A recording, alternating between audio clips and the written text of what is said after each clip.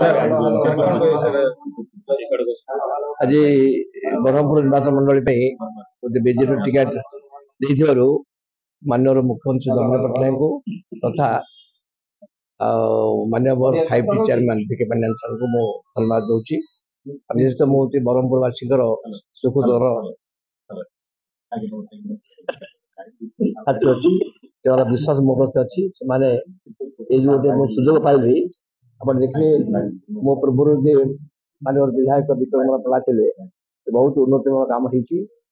माननीय मुख्यमंत्री ब्रह्म निर्वाचन मंडल गुरुत्व देते तेणु से जहाँ सब कम बाकी अच्छी तथा आते नुआ कम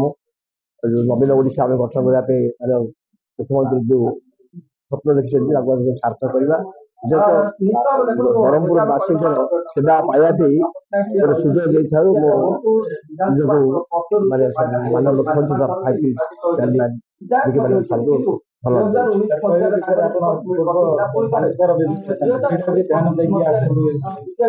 हाँ से पांचर प्रभात विजय पंचायत आरंभ करी माननीय मुख्यमंत्री नवीन पट्टनायक जो विश्वास कर 5 थर देते षष्ठ थर भी खुशी चाहूँगी माननीय मुख्यमंत्री नवीन पट्टनायक षष्ठ थर मुख्यमंत्री टाण करने निश्चय